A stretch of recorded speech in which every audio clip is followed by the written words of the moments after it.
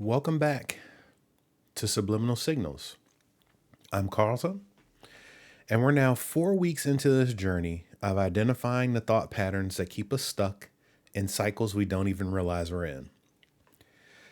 If you've been following along, you know we've tackled some heavy hitters: feeling behind, perfectionism, paralysis,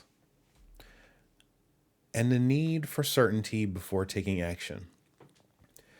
But today's subliminal signal might hit different because it sounds so noble, selfless. It might even seem right to most of us. It's this thought that keeps helpers stuck, that keeps givers burned out, and that keeps people pleasers running in circles while their own dreams collect dust. Today's signal is everyone else's needs come before mine. And if you just felt a little defensive hearing that, if you thought, but that's just being a good person, then this episode is definitely for you. I know it's for me. So let me tell you a story about an endless helper. Let me tell you about Maria. She's one of the most generous people I've ever met, the kind of person who would drop everything to help a friend move, stay late to cover for a colleague, volunteer for every committee, and somehow always end up organizing the family gatherings. She came to me because she was exhausted, not just tired, like completely depleted. She'd been dreaming of starting her own graphic design business for years, but somehow she never had the time to work on it. I just can't say no when people need help, she told me. My sister needs me to watch her kids. My boss needs me to take on extra projects. My neighbor needs someone to help walk her dog while she's recovering from surgery. I mean, how can I focus on my own stuff when everybody needs me? So many people need help. Now, on the surface, that sounds admirable, right? I mean, she was being helpful, generous, selfless. But here's what's really happening. Maria was using other people's needs as a sophisticated way to avoid the scary work of pursuing her own dreams. Very much the same way that perfectionism, which we talked about in an earlier episode, is a way to avoid that scary work. Helping others or letting other things take priority can often be a means of deflecting, of delaying, of staying away from the difficult work that we want to do. Because here's the thing about helping others: believe me, it feels good. It's socially rewarded, and it's a lot safer than putting yourself and your own goals on the line. I mean, when you're helping someone else, you can't fail at your own thing. You can't be judged for your own work. You can't disappoint yourself with your own efforts. But for Maria, after 5 years of putting everyone else first, she realized that something she realized something that stopped her cold. She was teaching people that her time, her energy, and her dreams don't matter. And people were learning that lesson very well.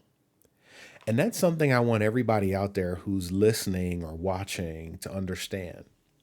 You're letting people know how they should work and operate and deal with you.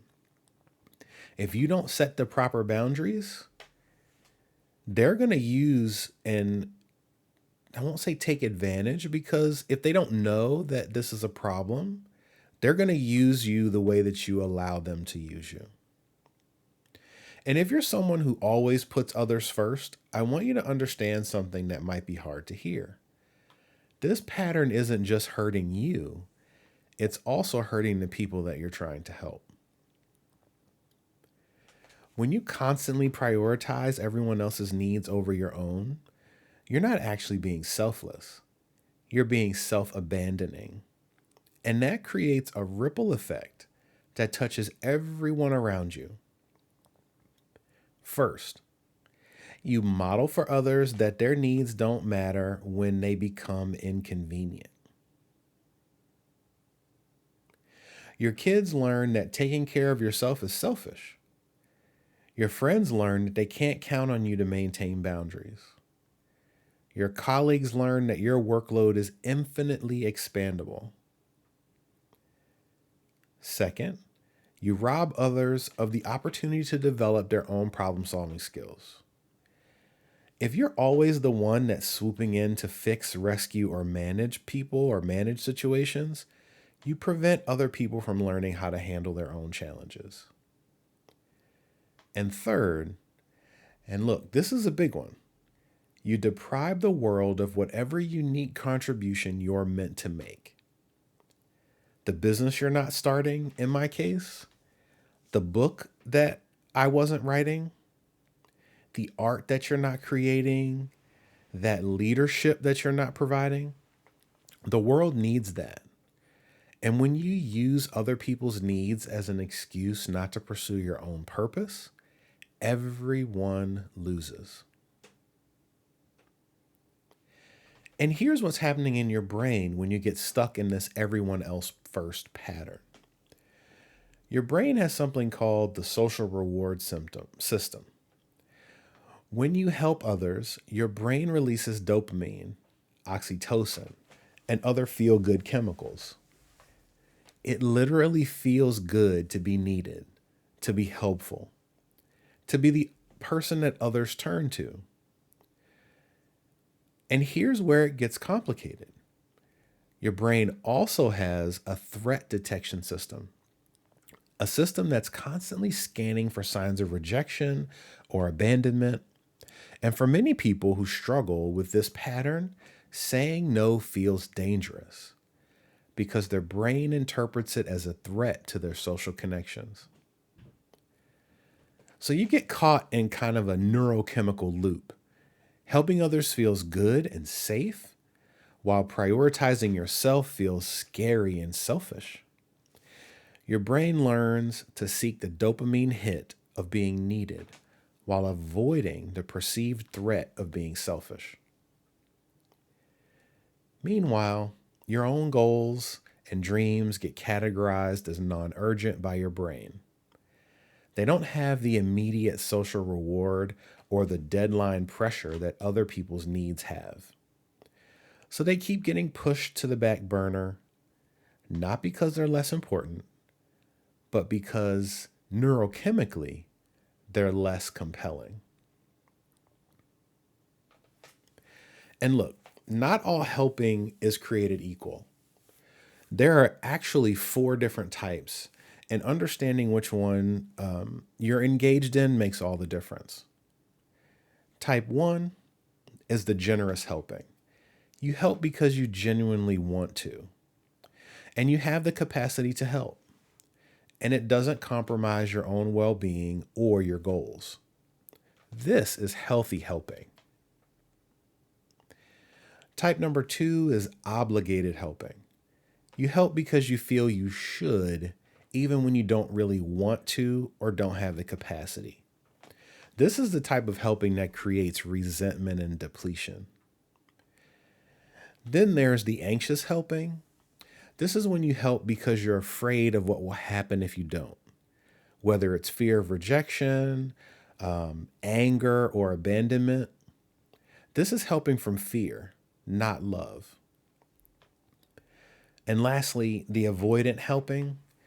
This is when you help as a way to avoid facing your own challenges, goals, or uncomfortable emotions. This is helping as a form of productive procrastination. And look, if you're honest with yourself, if you can be honest with yourself right now in this moment, which type describes most of your helping? Because here's the thing, only type 1 actually serves people. The other 3 might feel good in the moment, but they create dysfunction in your relationships and chaos in your own life. So, you know how when you're flying, right? I I'm going to say I love flying, right? I love to travel anyway. But you know how when you take a flight, the flight attendant tells you to put on your own oxygen mask before helping others? There's some serious wisdom there because that instruction goes way beyond just airline safety. When you're depleted and exhausted and running on empty because you've given everything to everyone else, you're not actually helpful. You're actually a liability. You're trying to give from a well that's dry. And if you've ever tried to exercise or do some type of athletic activity when you're super tired, that's where the injuries happen. But when you take care of your own needs first, when you pursue your own goals, maintain your own energy, and honor your own boundaries, you become a much more powerful helper. You help from overflow, not depletion. You help from choice, not obligation. And Maria had to learn this the hard way. After years of saying yes to everything, she was so burned out that she wasn't actually good at helping anyone. She was resentful, exhausted, and going through the motions. Her sister stated, or I should say, her sister started to notice that Maria seemed stressed when she was watching the kids. And at work, her work quality was starting to decline. And of course, the neighbor ended up finding someone else to help walk the dog because she was just like, she seemed so overwhelmed. And those are good when people can notice things, particularly the last one. When someone can notice when you're overwhelmed and kind of offload whatever tasks that they're giving to you, that's how you know you've got somebody who's in your corner. Everyone could feel that Maria's helping wasn't coming from a good place anymore. And that's when she realized that putting herself last wasn't actually serving anyone. So I know this has been a little bit heavy, but look, I want to give you permission for something that might feel a little revolutionary. Your needs matter just as much as everyone else's, and to you, they should matter more. Not more than. Let me think about that. Let me go back to that statement. Your needs matter just as much as everyone else's. They don't necessarily matter more than everyone else's, but they definitely don't matter less either. You're not here to be a supporting character in anyone else's story. And you definitely shouldn't be the supporting character in your own. You have your own story to write, your own contribution to make, your own purpose to fulfill. And honoring that isn't selfish, it's essential. And here's what I encouraged Maria to do. She started treating her own goals like they belonged to someone that she cared about. She would ask herself, and I told her to ask herself, if my best friend had a dream of starting a graphic design business and she kept putting it off to help others, what would I tell her? And her answer was immediate. I'd tell her that her dreams matter too. I'd tell her to set some boundaries. I'd tell her that she can't pour from an empty cup. So I told Maria, that's your advice. Start protecting your time. Protect it like it belonged to someone you love. Because it did. It belonged to her. So here's your reset tool. We're going to call this the boundary audit. So this week, instead of everyone else's needs come before mine, try this. I can help others best when I help myself first. But this reset requires action, not just thinking. So here's your boundary audit. 5 questions to help you identify where you need to reclaim your priorities. Number 1, the energy check. After helping someone, do you feel energized or drained? Generous helping energizes you. The other types deplete you. The resentment test. Are you helping because you want to or because you feel you have to? Resentment is a sign you're helping from obligation, not choice. Number 3, the capacity question.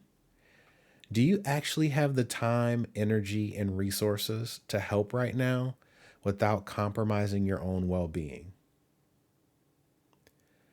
And number 4, the pattern review. What are you not doing in your own life because you're always helping others? What dreams are collecting dust? And finally, number 5, your teaching moment. What are you teaching others about your worth when you consistently put your needs last? So this week, I want you to practice saying, I'd love to help, but I'm not available right now, to at least one request. Notice that the world doesn't end. Notice that people respect your boundaries more than you thought they would. Notice that you can care about someone without being responsible for solving all their problems. So let me tell you what happened when Maria started putting her oxygen mask on first. She began blocking out 3 hours on Saturdays for her graphic design business. She told her family this was her non-negotiable time. She turned off her phone, closed her door, and worked on her own dreams. And at first, people pushed back. Her sister was annoyed that she wasn't available for last-minute babysitting. Her boss hinted that maybe she wasn't being a team player. And some people even made comments about how she was being selfish. But Maria held to her boundary, and something beautiful happened. Within 3 months, she had her first paying client. Within 6 months, she was making enough to consider going part-time at her day job. And within a year, she was running a thriving design business that allowed her to help people in a way that energized rather than depleted her. But here's the part that really matters. Her relationships, they got better, not worse. Her sister learned to plan ahead for childcare, and she learned to become more resourceful. At work, they were able to distribute the work across the team a little more fairly. And her friends started asking her for advice on how to set their own boundaries. Maria didn't become less helpful. She became selectively helpful. She helped from choice, not obligation. And everyone could feel the difference. When you start prioritizing your own needs, you give others permission to do the same. When you model healthy boundaries, you teach others how to create them. And when you pursue your own dreams, you inspire others to dust off their own. And this isn't selfish, it's strategic, it's sustainable, it's what the world actually needs from you. Think about the people that you admire the most. Are they the ones who are constantly overwhelmed, always saying yes, always putting everyone else first? Or are they the ones who have clear boundaries, who protect their energy, who pursue their own purpose, while also being genuinely helpful to others? You know the answer. And you know that's the kind of person you want to become. So this week, I want you to practice selective helping. Before you say yes to any request, ask yourself, do I have genuine capacity to help right now? Am I helping from choice or from fear? Will this help energize me or deplete me? What am I saying no to in my own life by saying yes to this? And remember, no is a complete sentence. You don't have to justify your boundaries. You don't have to explain your time, why your time matters. You don't have to apologize for having your own priorities. You can just say, I'm not available for that.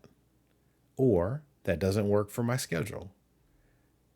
Or, I'm focusing on other priorities right now. Or even, I'd love to help, but I can't take that on. Practice saying those phrases out loud and get comfortable with the feeling of prioritizing yourself. Notice that you can care about people without being responsible for managing their entire lives. So if you're ready to start putting your oxygen mask on first, I always recommend that you come join us in the Story Shift Circle. And let's practice saying no to one thing so that we can say yes to what really matters most. It's not about becoming selfish or uncaring. It's about being sustainably helpful. It's about learning to help from overflow, not from depletion. It's about teaching the world that your dreams matter too. Check the link in the show notes. I'd love to see what boundaries you create this week. And until next time, remember, you cannot pour from an empty cup. You cannot help others from a place of depletion. You cannot be your best self if you're always putting yourself last. Your needs matter. Your dreams matter. Your energy matters. And most importantly, your time matters. And honoring that isn't selfish. It's essential for sustainable helping. The people who truly care about you want you to pursue your own purpose, not sacrifice it for their convenience. And the ones who don't, well, that tells you everything you need to know about the health of those relationships. So thanks for being here, and thanks for caring so much about others that you sometimes forget to care about yourself. Thanks for being willing to learn a new way to help, one that serves everyone better. And I'll see you next week with another subliminal signal that's probably keeping you smaller than you're meant to be. Until then, keep resetting, and remember, put your oxygen mask on first.